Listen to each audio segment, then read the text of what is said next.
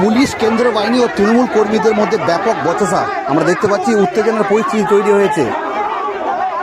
এই ঘটনাকে ঘিরে রীতিমতো এলাকায় উত্তেজনার পরিস্থিতি তৈরি হয়েছে। ঘটনাটি ঘটেছে বীরভূমের কিন্নহাট থানার অন্তর্গত নিমরা গ্রামের 163 নম্বর বুথের ঘটনা এবং এই ঘটনাকে ঘিরে রীতিমতো এলাকায় চাঞ্চল্য ছড়িয়েছে।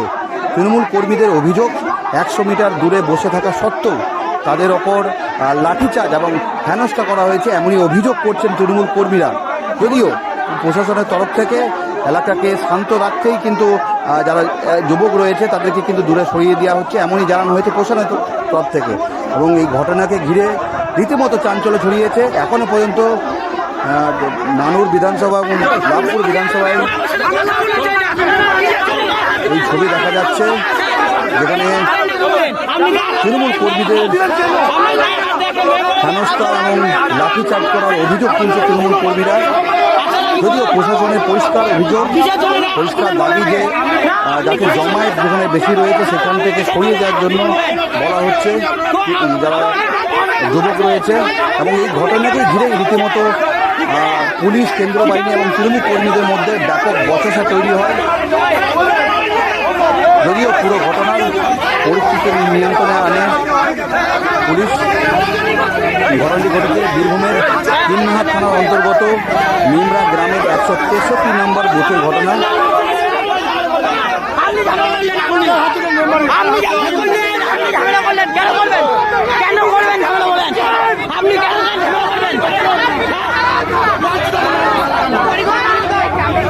কেন ঝামেলা করলেন? আপনি কেন করলেন?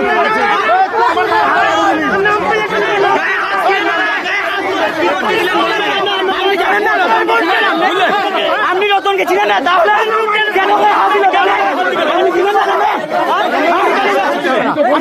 কথা বলতে পারতেন? ঠিক আছে, কথা বলবেন, ঠিক আছে বলছিলাম ভাই, হাতকে বুঝে শিখে দিবেন আপনি, বলছিলাম ঠিক আছে। গায়ে হাত কেন দিলেন? না গায়ে হাত কেন দিলেন বলে আপনি? না গায়ে হাত কেন দিলেন? আপনি গায়ে হাত কেন দিলেন? কেন গায়ে হাত দিল বলেন? আপনি তো ছিলেন, কেন গায়ে হাত দিল? ওকে গ্রামের মেয়ে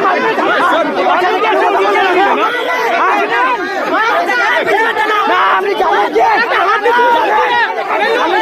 বলেন, ঠিক আছে। আপনি বিজেপি চালান নাকি? আপনি বিজেপি চালান নাকি? টাকা দিয়ে পাঠিয়েছি নাকি? আপনি বিজেপি চালান, আপনি বিজেপি চালান, আপনাকে দেখে মনে হচ্ছে আপনি বিজেপি চালান, ঠিক আছে। কথা বলেন, ঠিক আছে। দশটা তো আপনার, দশটা তো আপনার। আপনি ঝামেলা ছিল গেলেন, আমাদের ঠিকভাবেই ছিল, আপনি ঝামেলা লাগালেন, ঠিক আছে নাকি?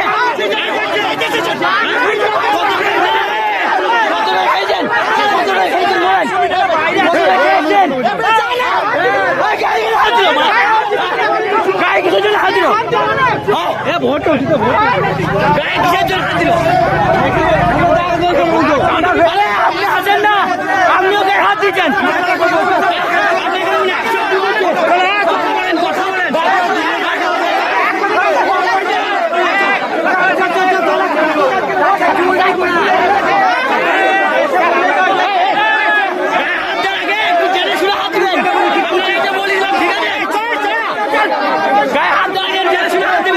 ঠিক করছিস, ঠিক করছিস।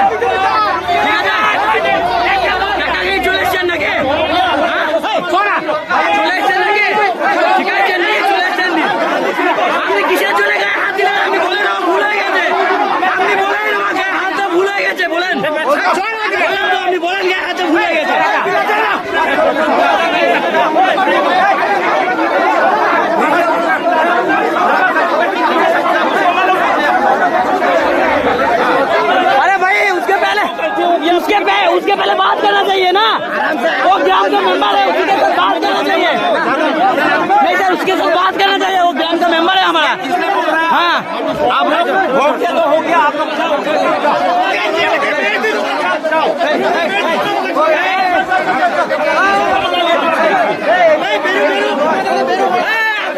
আপনি আসেন না, কথা বলে দিচ্ছি, আপনি আসেন না, আপনার অসুবিধা আছে, আপনি আসেন না, আপনি এগিয়ে আসেন না, আপনার অসুবিধা আছে, গায়ে হাত দিতে হবে আপনার, আপনি আসেন না, ঠিক আছে?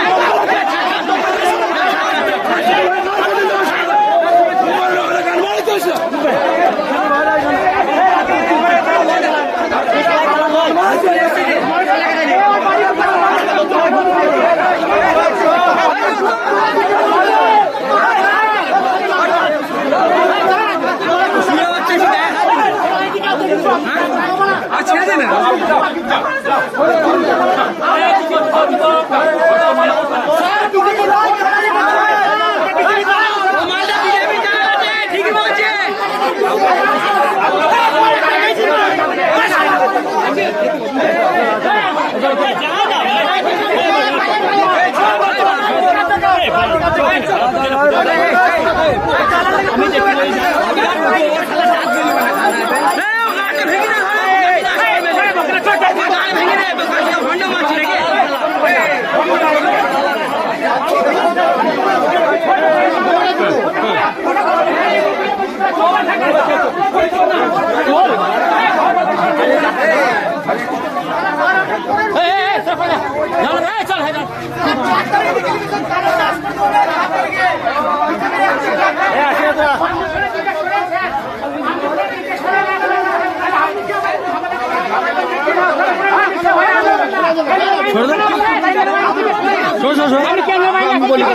আপনি এসে কেন জিজ্ঞেস করলেন না স্যার? স্যার, আপনি এসে কেন জিজ্ঞেস করলেন না বলেন? আপনি গায়ে হাত কেন তুলেন? এসে গ্রুপ আছে,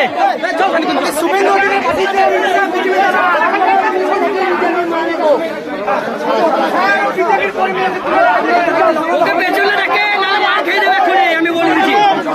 ওকে পেছনে রাখে না, এখনো মার খেয়ে দেবো, ঠিক আছে? ওকে খেতে না কেন দিবি না, এখনো মার খেয়ে যাবে।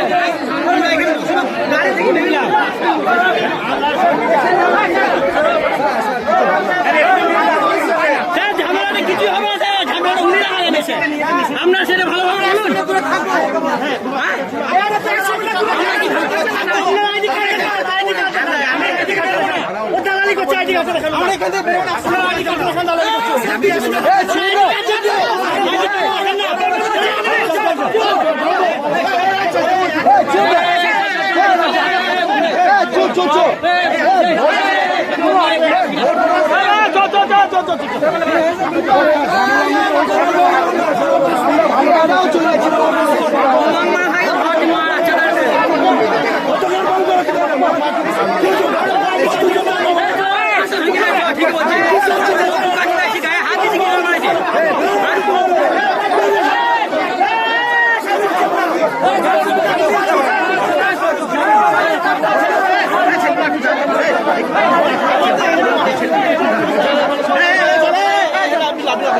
আমি ভিডিও করি, ভিডিও করো, ভিডিও করো।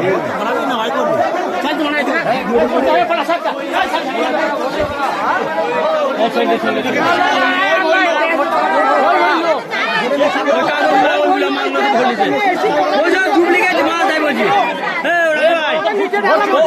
ডুপ্লিকেট মাল ওগুলো তাই বলছি, ঠিক আছে? ও সব পকেটে ভর নিল, বুঝলা? ও ভরলু, ধরো শালাকে ধরো।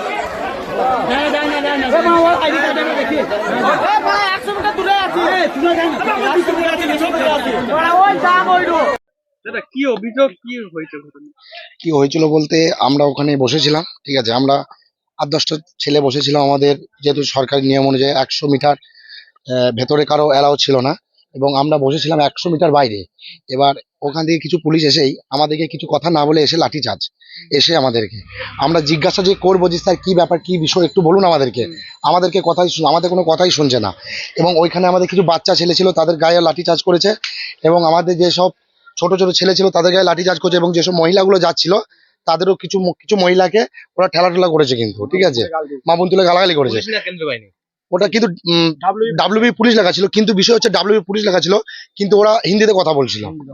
আমার মনে হলো ওটা পুলিশ নয়, আমার মনে হয়েছে এসব বিজেপির দালাল এগুলো, যে ধরো আমার মনে হলো। কারণ ডাব্লিউবিপি পুলিশ হলে অবশ্যই তারা বাংলাতে এসে দুটো কথা বলতো যে ভাই তোরা এখানে বসিস না, এসে ডাইরেক্ট আমাদেরকে হিন্দিতে কথা বলছে এবং আমাদেরকে উল্টো পাল্টা হিন্দিতেই গালাগালি করছে। ঠিক আছে, আমাদেরকে যে কথা বলবো যে আপনারা কেন এখানে বসে আছেন, ঠিক আছে, সেটা কোনো মানে কথা শোনার কোনো মানে আমাদের যে কথা বলবো আমাদেরকে কোনো সুযোগ দিল না, এসে আমাদের গায়ে লাঠিচার্জ। কতজন ক্লাসে করেছে?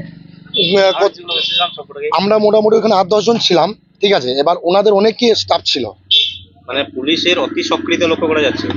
অবশ্যই ওখানে দেখুন, ওখানে এসে তো আমাদেরকে সুস্থভাবে বলা দরকার ছিল। ওখানে কোনো সুস্থভাবে বলা বলে কিছু নাই, এসেই গাড়ি দাঁড় করেই এসেই লাঠিচার্জ। ছোট ছোট ছেলেগুলো ছিল তাদের গায়েও লাঠিচার্জ। বয়স্ক লোক ছিল একজন, ওই পুলিশের জন্য দৌড়তে গিয়ে ড্রেনে পড়ে গেছে, তার হাতে লেগেছে, মনে হয় হাতটা ভেঙে গেছে।